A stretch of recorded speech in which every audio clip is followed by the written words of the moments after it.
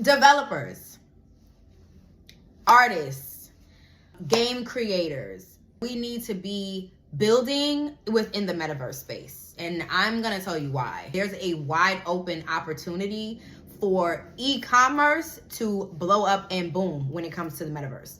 But how do you build e-commerce platforms into metaverse experiences when those experiences don't exist yet? Hey guys, it's Crystal, your imagination buddy and partner all things business, technology, and innovation. So what's really good with the metaverse? Like, are we using it? Is it a thing? Hello. A lot of people, when they think of metaverse, they think of like immersion, digital immersion, and really that is what it is. It's basically like a 3D or immersive way to experience the internet. What will be the main platform that we go to? I don't think there's going to be a whole bunch. For example, there are different social networks, right? But like there aren't like that many that are the most popular. There's a handful. You have Meta, Facebook. You have Instagram, which is connected to Meta. And then you have like your Twitter or /X. You have your LinkedIn. You have platforms that are very specific and they cover a large part of the market, and they really also don't necessarily overlap. They all coexist very nicely and they address different parts of us and different needs that we have. So me, for instance, I actually have accounts on all of those platforms that I just mentioned. I don't necessarily use them all for the same things, but I do use them all. My thought is that the metaverse will be something similar. So you might have an X or Twitter experience in the metaverse. Maybe it's different, but maybe, and most likely, it'll be something else. So in order for the metaverse to actually like be a thing, people have to have ways to get on it, get into it. There needs to be a way for us to actually enter into the metaverse. Like even that idea in itself is very abstract. It seems like, okay, it sounds good, but like, how do I actually get into that? How do I actually engage with that? And that is why I'm bringing this topic here. The same way that the internet would not really work as well as we know it today without websites. That's how right now the metaverse is more of a concept than anything else. I think one of the most familiar metaverse adjacent experiences that most of us at least have seen other people engage with is like The Sims. It's basically a free for all, like a free environment, free play. And you can do whatever you want, right? You can meet other people who are playing The Sims as your sim, right? Like, but imagine you're no longer a sim, you're you. What if this idea literally has kept me up at night? Suppose there's a world one day where you literally wake up, you log on to your metaverse app called, like, I don't know, Doing Me. Let's say the metaverse app is called Doing Me. You log in, maybe, how do you log in? Maybe you're using a PlayStation. Maybe you're using a new device. Maybe you're using Apple Vision. Walk with me, okay? So you put your headset on and now you are in the Doing Me app. Okay, but what is that? Maybe it's like, maybe you're meeting up with friends in Doing Me. Like maybe you guys have lunch, metaverse lunch, with your friends that one lives in South Africa right now, one is in California, one is in New York, and y'all are having a digital meetup. It's at a restaurant that is within the Doing Me app or platform, right? That could be your restaurant. Literally, this is what I'm saying. Like, this is the power of the metaverse, or how it could possibly go. You could then, like, after you guys have digital lunch at this spot, you guys could then maybe go shopping together, right? Like walking down, maybe there's like the equivalent of like a Rodeo or a Fifth Avenue or Madison Avenue. Is really Madison Avenue.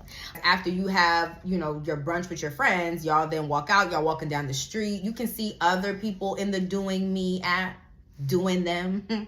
They might be in groups, they might be alone. And now you guys are like maybe window shopping. Maybe you want to stop at Tiffany, okay?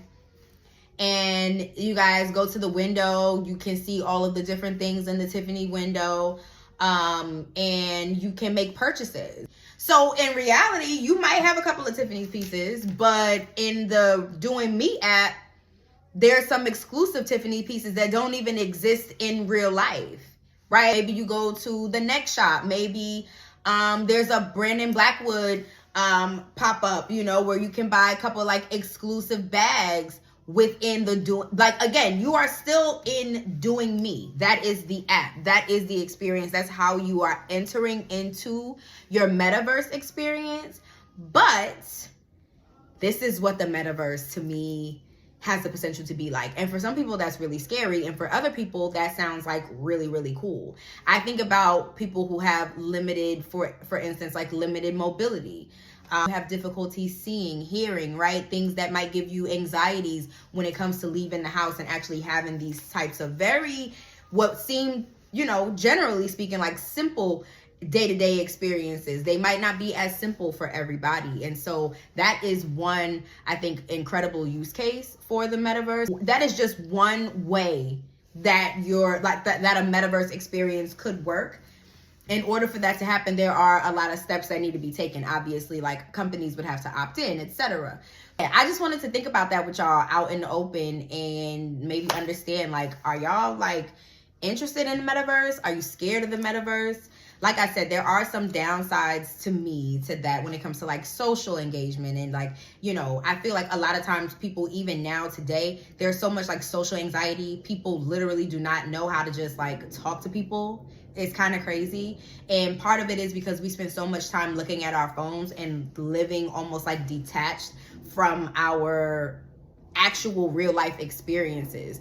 If you're sitting in your house with a headset on, going to brunch and shopping on a Sunday afternoon, like once you take that joint off, you know, we don't know the long-term effects and impact of that. Yes, we are on our phones all day long, but having a headset on and doing it is completely different.